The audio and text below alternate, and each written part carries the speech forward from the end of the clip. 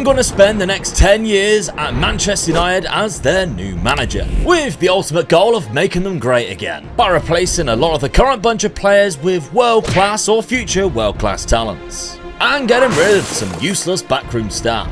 You're fired. Get out of here. But I have set out 3 challenges for us to try and achieve in these 10 seasons. The first is to achieve 100 Premier League points in 1 season. The next is for a player of mine to win the Balon d'Or, which is something that hasn't been done since 2008 at United with Cristiano Ronaldo. And finally, the last challenge is to win a treble, replicating what the side did in 1999. But of course, we've got to keep in line with what the board also won, with a side that is definitely not title contenders.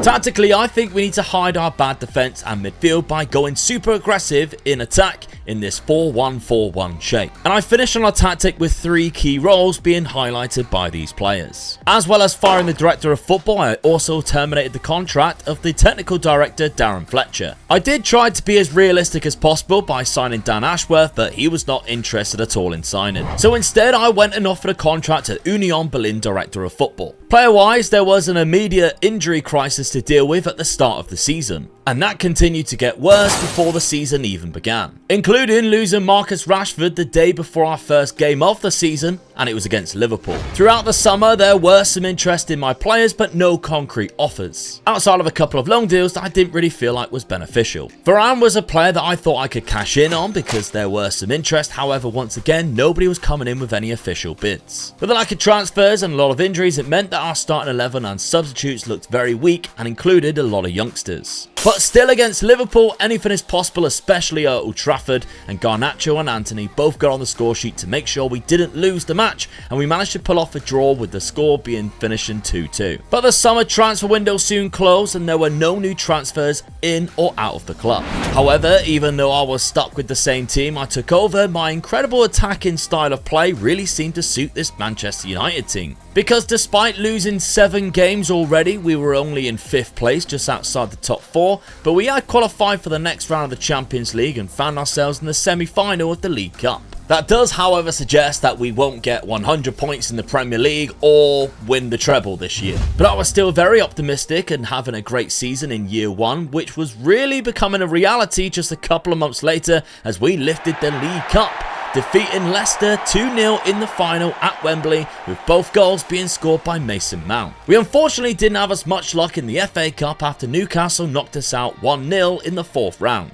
In the Premier League, we were still sat in 5th place, but our attention was more on the Champions League as we got to the quarter-final with a clash against Barcelona next. But a 1-0 first leg defeat at the Nou Camp and our hopes of progressing rested on a good performance at Old Trafford. However, I still don't think anybody expected what actually happened next as Mason Mount managed to bag himself a hat-trick. And we went on through to the semi-final after a 4-1 victory. In our way of a Champions League final was none other than RB Leipzig. And after a late equaliser in Germany, they were no match for us at Old Trafford and we put ourselves into the Champions League final 5-2 winners on aggregate. Our Premier League form had improved as well as we found ourselves in 3rd place with just 2 games remaining, although Arsenal could overtake us with a game in hand. We unfortunately lost the last 2 games of the Premier League season against Chelsea and Tottenham though, and finished down in 5th place, still above Arsenal though, who actually went on and sacked their manager Mikel Arteta after a bad season. It's Champions League final time though against Real Madrid, and we do have a couple of injuries and players who need some rest, as well as Wan-Bissaka, who is suspended. But given the fact that we have made the final in the first place means we stand every chance of lifting that trophy, even though the Real Madrid side we're about to face look absolutely incredible, and that midfield alone is enough to scare off anybody, but we stick to our tactic right through the end though. With the final being played at Wembley, we found ourselves somewhat in a familiar position as Garnacho managed to open the scoring thanks to Mason Mount's assist. Real Madrid struck back 2 minutes later though with a very intelligent free kick. In the second half, an attack that started down the right hand side through Mason Mount was eventually played back to him, and the English midfielder scored what turned out to be the winner in the final. And against a far superior team, this Manchester United side managed to hold on to lift the Champions League trophy in season number 1, which is a great trophy to claim, but that puts us nowhere near completing any of the 3 challenges we have set and we got 9 seasons left to do it. The board were obviously delighted with that win, and it gave me a very appealing transfer budget to spend this summer. And with me knowing the players that I potentially wanted to sell already, I've decided to go out and bid for the young Spanish midfielder at Valencia in Javi Guerra. And within just a few days, the transfer was complete for around £60 million. And as I mentioned, there were a few players I looked to sell in the transfer market, including Scott McTominay, Casemiro and Victor Lindelof, who all received early bids. There was more interest in Varane later on as well, and finally a bid come in from Saudi Arabia for £56 million, which I also accepted. Because I already have his replacement lined up in the young Portuguese centre-back from Benfica, Antonio Silva, who had a very cheap release clause. I don't think Silva will be the last defender that I bring in this transfer window, because Harry Maguire is also leaving us. Arsenal took their time, but they finally replaced Mikel Arteta with Carlo Ancelotti. Another signing in the door, and as I predicted, another defender in the Dutch versatile 24-year-old Geertruida from Feyenoord, who cost £56 million, but can fill in at centre-back, right-back and CDM for us. After he came in with all the players leaving and the high wage earners also leaving, we still had £82 million worth to spend. And a problem occurred as we lose Anthony to injury for 6 to 7 months, but I already have plans to bring in Yeremy Pino to improve the squad depth on the wings anyway, as well as welcoming back Jadon Sancho into the side. I say welcome back, I just couldn't get rid of him, nobody wanted him. By the end of the transfer window, I was rather happy with how the side looked, and keeping our Champions League winning tactic of last season, we had a lot more squad depth this season with players who could rotate in and out to keep things fresh, including Kobbie Mainoo, Alejandro Garnacho and a lot of defensive options. And after all that, the start of the season looked very promising because of a certain performance that we had at Anfield against Liverpool, where we completely destroyed them 5-1 at their home ground with Rasmus Højlund bagging 2 goals. We even played Real Madrid in the league phase of the Champions League this time round after last facing them in the Champions League final, and absolutely swept the floor with them, with the final score ending 4-0 at Old Trafford. No possibility of retaining the League Cup though, as Norwich knocked us out on penalties in the 3rd round. In the Premier League, after 5 losses by the halfway mark, we find ourselves in 3rd place, just 3 points behind the top dogs Arsenal under new manager Carlo Ancelotti. We absolutely flew through the first ever Champions League phase, winning 7 of our 8 games and only losing to Bayern Munich, who turned out to be the same team that we were drawn against in the round of 16 in the same competition. And it didn't end well for us, as Harry Kane's rebound goal at Old Trafford was the difference between our 2 sides. It was another frustrating exit in the FA Cup quarter-finals, as we were drawn against Manchester City at Old Trafford, with the only goal coming from Erling Haaland, which knocked us out of the competition, which meant our only hope for a trophy in season number 2 was the Premier League. However, we find ourselves 11 points behind runaway leaders Arsenal, who had only lost 1 game all season. They did try and make it slightly interesting when they dropped points to Man City and a draw against West Brom. However, they found themselves champions with 1 game remaining, which funny enough was against us. And despite giving them a guard of honour before the game, we gave them no respect on the pitch and absolutely demolished them 4-0. However, I don't think the Arsenal fans will be too worried after lifting their first Premier League trophy in over 20 years. But the table looked a lot closer than the season may have suggested. But we are 2 seasons down though, and we haven't come close to either of the 3 challenges, because Erling Haaland picked up the Balon d'Or this year. We went into season number 3 with a £90 million budget and a few players leaving the club to free up more wages. I was also prepared to sell Aaron Wan-Bissaka to PSG for £40 million after I had big plans to bring in a better replacement. Not technically a right back, but somebody who fills in a spot that would fill in another place for Aaron Wan-Bissaka that would fill its... It would kind of make sense. The player I was referring to is Eduardo Camavinga from Real Madrid, who mainly plays as a defensive midfielder but can also play very well at left back. With the remaining transfer budget though, I brought in 3 new players, and 2 of them probably won't be seen for a while. Calafiori though will be a squad player this season, but Esteval comes from across from Brazil, and Luke Nugent from Wolves is 2 players who we will wait to develop before we introduce to the first team. It seems like we get 1 big injury at the start of every season, and this time round it's Marcus Rashford, who fractured his lower leg. I am happy though with how the squad looks as we begin the start of the season, still trying our 4-1-4-1 formation, and we got off to a good start with our first win of the season, 4-1 against Crystal Palace at Old Trafford. As deadline day closed with the money made from Hannibal and Anthony, who left to go to Brentford on deadline day, we signed Francisco Pio Esposito as a backup Italian striker for Rasmus Højlund this season. But after a perfect start with 3 wins from 3, we then travelled to the Etihad Stadium and picked up our first loss, losing 5-1. And that set us off to a very inconsistent first half of the season, where we picked up 7 total league losses, and already our Premier League hopes do not look possible, as well as our hopes of a 100-point season. Erling Haaland also went back-to-back years winning the Balon d'Or. It looked unlikely anyway, but the treble was confirmed as impossible as Arsenal destroyed us 3-0 in the quarterfinals of the FA Cup at the Emirates Stadium. It was another matchup against Real Madrid in the Champions League, and this time round though, it was again in the quarterfinals. With 8 games to go, it was Liverpool who everybody was chasing down to win the Premier League. It was always going to be difficult to overcome Real Madrid after losing the first leg 3-2, but we made it even harder after going a goal down, and Marcus Rashford could only make it 1-1, eliminating us from the competition 4-3 on aggregate. Liverpool did fail though to hold on to the Premier League top spot as Manchester City overtook them with a couple of games to go, but we finished in 4th place this season, and our budget given to us in the summer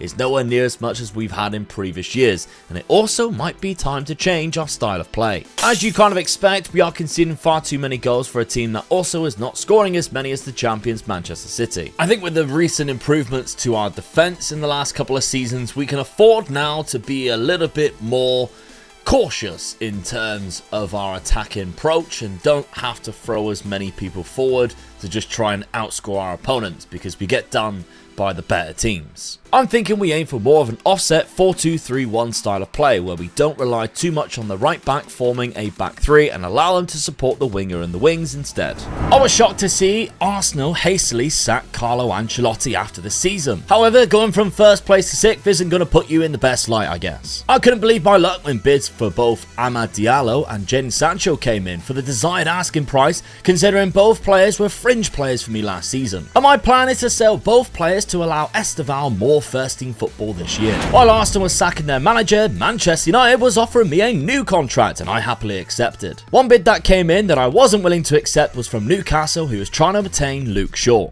But with the money with the transfers I did accept, however, I am targeting a new centre defence midfielder in Nicolas Seevold at RB Leipzig, who is a very good ball-in midfielder that has a £70 million release clause. I've also decided to sell our backup goalkeeper as he has 1 season left in his contract, and the money we bring in from him is enough for us to upgrade our goalkeeper position by bringing in Diogo Costa. And it's good timing too, considering Onana has just fractured his lower leg. Remember when I said we always get a bad injury just before the season starts?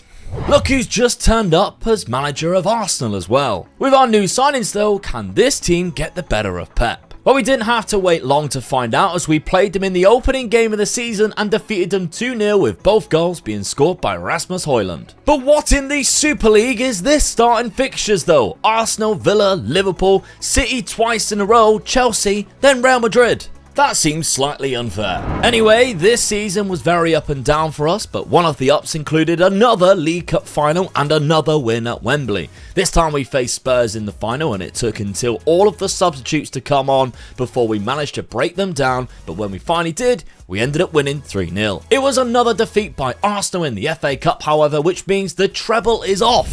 And somehow Aston Villa won the league anyway in a surprise finish, who have been amazing under Arne Slot and chopped and changed places with Manchester City right to the very end. Speaking of surprises though, we have another Champions League final, and this time it's Liverpool who we face in Barcelona, and our team consists of our strongest 11 with no injuries or suspensions. We continue with our 4-2-3-1 with players such as Bruno Fernandes and Rasmus Højlund being in top form right up to now, and this Liverpool team looks rather familiar under Zinedine Zidane, with a couple of new additions such as John Stones in the back 4. But there was only 1 goal in the game in a very boring cup final, and it was scored by Liverpool's Curtis Jones. And once again, Liverpool lift the Champions League, and we are going into season number 5 without a single challenge completed yet. We don't have a lot of transfer budget either, but we do have a new free signing coming into the club in Kvaratskhelia. Could he be the man to stop Erling Haaland lifting the Balon d'Or? A little scout on who my scouts are recommending, and a young Argentine attacker is near the top of that list and could be a future star, so I get a bid in and I'm determined to make him our player. I'm also trying a new shape and formation to make the most out of the players we've already got with a 3 at the back tactic. and it gave us a big first game of the season win away to Arsenal. Erling Haaland then made it 4 years of winning the Ballon d'Or in a row. But I was very excited as we began cooking up something special, topping the Premier League by the new year. However, an extra time Arsenal goal in the FA Cup semi-final knocked us out to stop the treble win.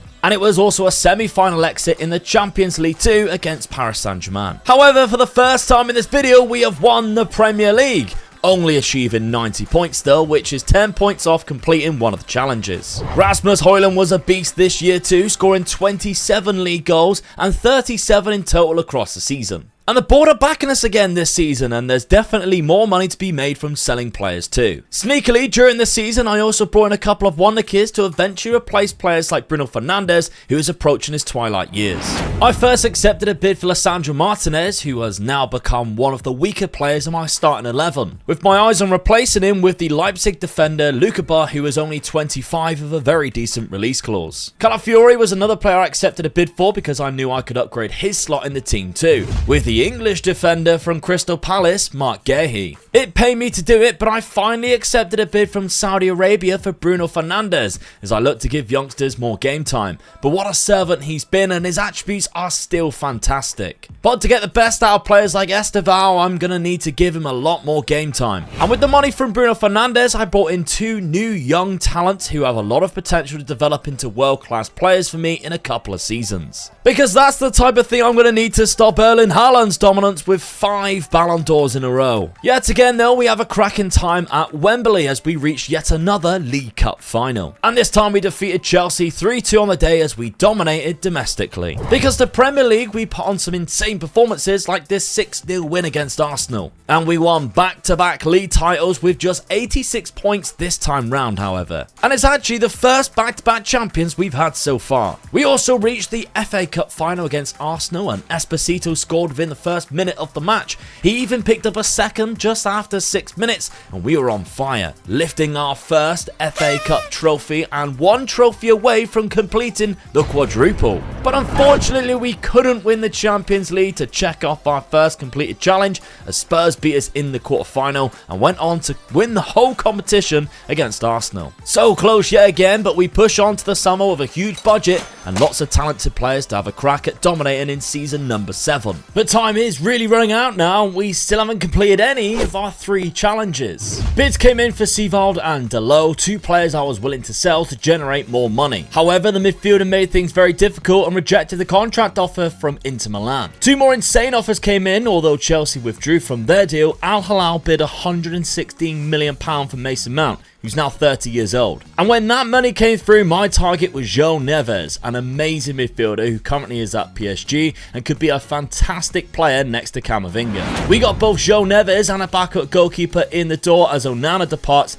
and yet we still have over £100 million in our transfer budget. But that increased when we sold Seevald to Real Madrid to an absolute insane amount of money and a high wage budget. We didn't sign anyone new and just cracked on with the season though, defeating Liverpool at Anfield 3-0. For the first time, Erling Haaland didn't win the Ballon d'Or, but Kylian Mbappe did. But look who finished in second place. Coming so close to one challenge, we now shift our focus to another as we are unbeaten so far as we get to January, so we target the 100 points in the league campaign. And we got all the way to the final of the FA Cup, where surprise opponents Luton Town met us at Wembley, where we only scored 1 goal. But we still managed to lift the FA Cup, giving us a chance at the treble. We also three-peated the Premier League and finally completed a challenge, as we only lose 2 games and clock up over 100 points in 1 season.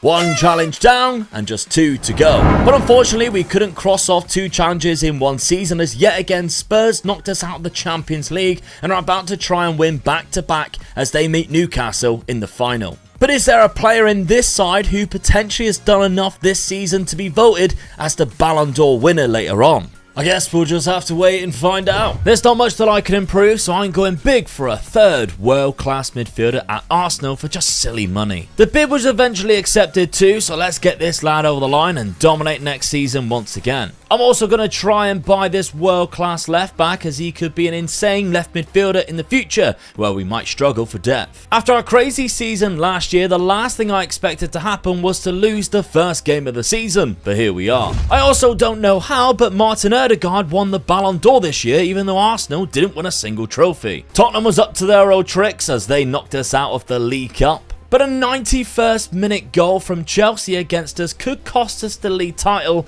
and it was at Stamford Bridge. As we go into the final game of the season on the same points, but with us having the advantage just on goal difference. However, the treble was also over this season because we failed to score a goal across both legs against Real Madrid.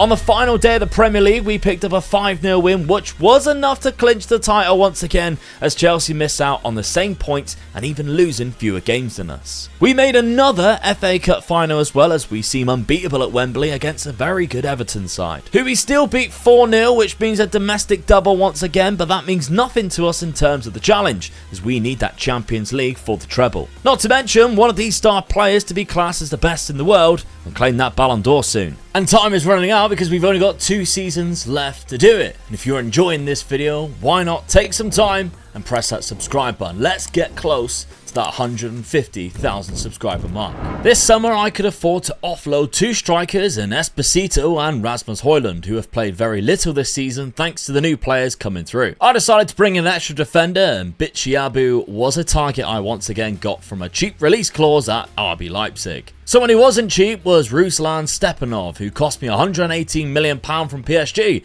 but is a very good striker. Once again though, I am shocked by the winner of the Balon d'Or, as Samuel Morodion picks up the award for Atletico Madrid despite not winning anything before achieving the award. Another League Cup win against Manchester City at Wembley, but a title race with Spurs is not what I wanted. They seem to be my bogey team and a possible opponent in the Champions League final too, as we are both 1-0 up in the semi-final first leg, and a potential treble is still on, as I'm also in the final of the FA Cup against Brentford. We managed to hold on and lift the Premier League title once again, 5 points ahead of Spurs. And an absolutely mental goal in the final minute of the second leg in the Champions League secured our spot in the final. To face Spurs, of course. But before then, it's the FA Cup, which is at what seems to be our lucky stadium, Wembley. And Brentford didn't stand a chance once we took the lead, and we went on to lift the trophy at a canter, battering them 4-0 to complete 2 out of the 3 trophies needed